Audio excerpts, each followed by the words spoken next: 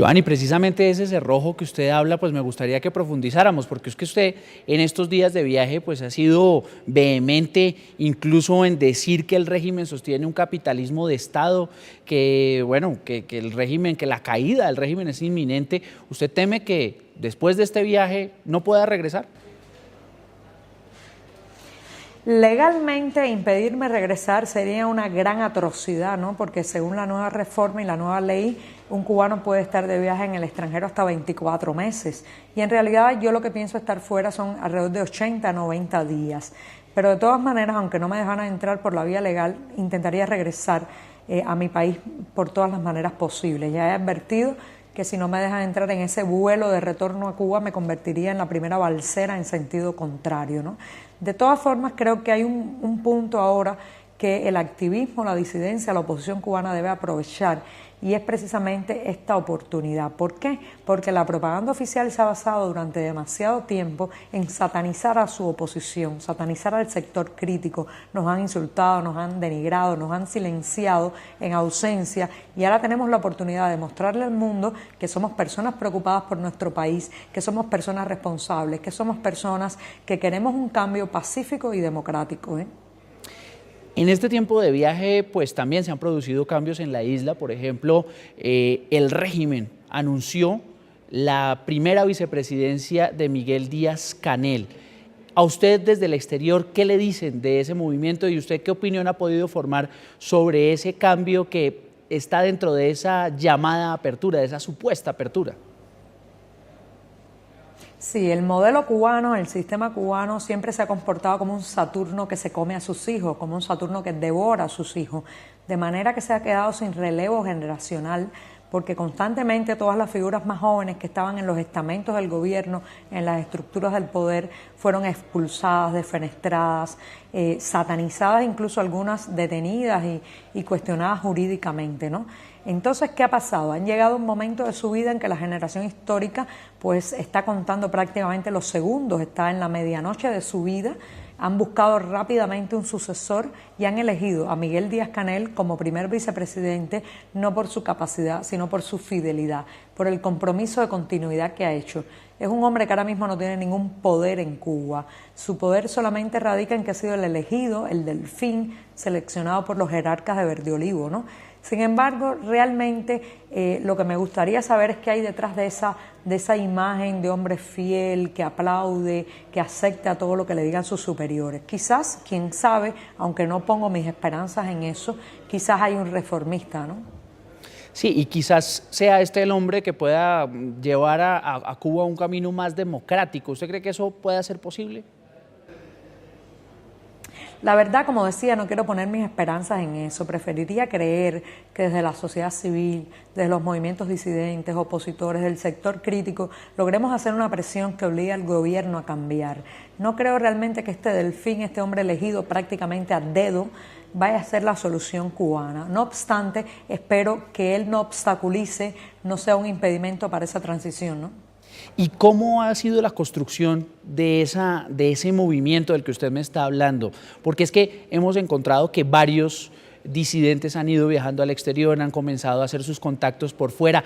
¿Esto ustedes lo organizaron, hicieron de alguna manera un plan para poder salir y comenzar a hablar en el exterior, o cada uno individualmente pues fue presentando la oportunidad para viajar?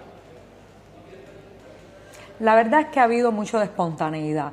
Y la sociedad civil cubana es así, espontánea, democrática. Tenemos muchas posiciones muy diversas, muy diferentes, un amplio espectro de ideas, ideologías, posiciones, pensamientos, maneras también de enfocar el futuro y el presente, ¿no? ¿Qué ha pasado? Que muchas de estas personas, estoy pensando por ejemplo en las damas de blanco, que hoy mismo están recogiendo su premio Sájarov después de más de 8 años en que el gobierno les impidiera acceder a este galardón internacional. Estoy pensando también en una persona como Rosa María Payá, que ha salido del exterior sobre todo para demandar una investigación sobre la muerte de su padre, y otras tantas activistas y también activistas que simplemente pues han aprovechado la oportunidad de que el cerrojo, la reja, la cárcel insular se ha abierto un poco y hemos tratado de recuperar el tiempo perdido, un tiempo en que no nos dejaban participar en eventos internacionales, en que una silla vacía siempre se quedó en las conferencias que íbamos a decir, en los premios que íbamos a recibir. Entonces ha sido un poco ese impulso inicial del que lleva mucho tiempo contenido y que de pronto puede salir, ¿eh?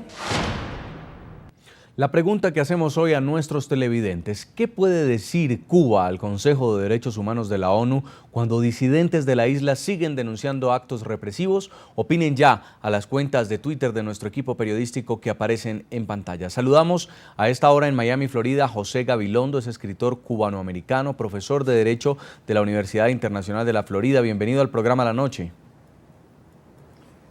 Encantado de estar con ustedes. Quiero comenzar preguntándole, señor Gabilondo, por lo que ha manifestado el gobierno de Cuba la semana anterior a tener que presentar... Sí, le estaba contando sobre lo que tiene que presentar la semana anterior al Consejo de Derechos Humanos de la ONU. Cuba han dicho que siguen trabajando en cambios que promuevan y protejan los derechos humanos y han insistido en denunciar que es el embargo de los Estados Unidos uno de los principales obstáculos que enfrenta la isla. ¿Usted qué piensa? Bueno, es cierto, es un informe que cada país tiene que presentar en frente a este Consejo de la ONU y yo he revisado el informe cubano. Primero, a mí me parece que este tema hay que ponerlo en el contexto de dos hechos contundentes. Primero, Cuba es un país que se rompió en dos, de forma que hay dos Cubas. Existe Cuba isla y Cuba diáspora. Y eso significa que hay dos visiones de todo lo cubano y que hay muchas voces parciales de lo que es Cuba y de lo que es la justicia y la libertad en Cuba. Mi voz es una voz parcial, la voz de Yoani es una voz parcial. Y a mí me parece que cuando se trata de Cuba hay que darse cuenta que hay muchas voces parciales que reclaman la universalidad. Y eso me parece que tenemos que tener cautela cuando tratamos de eso. El segundo factor es que el cubano es opositor por naturaleza. Cuba es un país opositor y dentro de Cuba hay otra oposición. Ambas oposiciones han sufrido y quería resaltar ese tema. Cuba es un país como cualquier otro país y significa que tiene todos los derechos soberanos de cualquier país, incluyendo tener espías, tener un interés nacional en la seguridad. Y hay que normalizar el discurso cuando hablamos de Cuba. Eso es lo que yo quería decir. Ahora, señor Gabilondo, para la comunidad internacional, estos aparentes cambios que han empezado a mostrar lo que sería la apertura de la isla, ¿podría considerarse que realmente hay un paso hacia el respeto de los derechos humanos? A mí me parece que Cuba sí está cambiando porque el mundo exterior está cambiando y el mundo interior a Cuba está cambiando y Cuba no tiene más remedio que cambiar. De forma que a mí me parece que hay ciertos cambios que están pasando y que ha habido una liberalización de cierta manera en ciertos sectores. Pero a mí no me parece que es una liberalización universal, pero es por pasos, de forma que a mí me parece que hay cambios. Por ejemplo, el fenómeno de Yoani Sánchez, de poder escucharla, que habla muy bien, tiene una conversación muy bonita, representa lo mejor en parte de la intelectualidad cubana, pero también hay que reconocer que hay muchas voces en la intelectualidad cubana y no debemos hegemonizar a Yoani Sánchez pensando que es la voz de la disidencia. Es una voz, entre otras. Pero me parece que hay cambios en Cuba, pero igual no es a una velocidad que va a ser que va a complacer a otros que quieren un cambio radical o estructural. Me parece que no ha habido un cambio radical en términos de la libertad o libertad de prensa o pensamiento en Cuba. Todavía no. Hay que destacar otra cosa, señor Gabilondo, que dijo justamente el gobierno cubano, el viceministro de Relaciones Exteriores, Abelardo Moreno, al presentar este informe para el examen periódico universal que va a llevar el 1 de mayo a Ginebra, y ha dicho que se trata de una propaganda mediática, que Cuba, el sistema de protección de derechos humanos es una realidad práctica que se manifiesta en un compromiso, que hay leyes, hay políticas, hay institucionalidad. ¿Se trata de una propaganda realmente o hay una Cuba que están viviendo los isleños y otra Cuba la que conoce el continente afuera? Bueno, o sea, es cierto que cuando se trata de Cuba estamos en el medio de una guerra mediática y hay que filtrar lo que dice cada persona, tanto un oficial cubano, ciertamente un oficial cubano-americano aquí, que algún miembro de la clase política cubana-americana, cualquier medio va a filtrar lo que quieren decir. Pero a mí me parece que hay que entender que Cuba todavía es un país socialista y todo su concepto de la legalidad y la cultura está dentro de un marco socialista. Y eso significa que no tiene la estructura liberal que tienen otros países, como ejemplo los del sistema anglosajón. De forma que yo creo que hay que entender que Cuba sigue el patrón socialista y por eso me parece que hay que juzgarlo como vemos a otros países semisocialistas como China.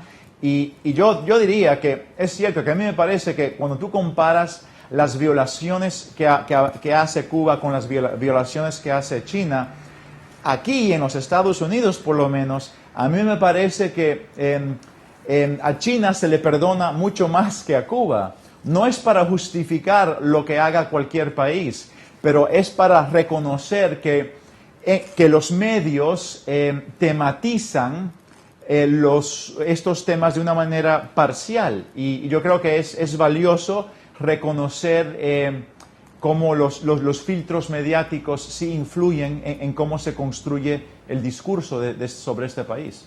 Ahora, señor Gabilondo, también hay muchos detenidos, todavía disidentes al régimen, que han denunciado represiones, que han denunciado malos tratos en las cárceles. El caso de Joanny Sánchez es solo una de las pocas que pudo salir, pero muchos en Cuba todavía no han logrado ni siquiera conocer una realidad distinta. Mientras esto no cambie, ¿Cuba no tendría moral para presentar un informe de respeto a derechos humanos?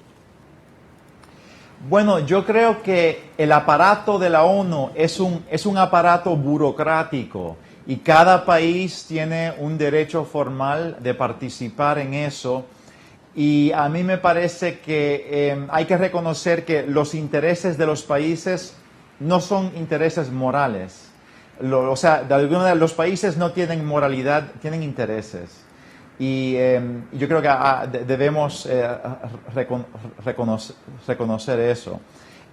Ahora, también es cierto que yo creo que uno solamente puede hablar de dónde está ubicado. Joanny Sánchez está ubicada en Cuba. Yo estoy ubicado en los Estados Unidos, de forma que yo no sé lo que es la realidad interna de Cuba.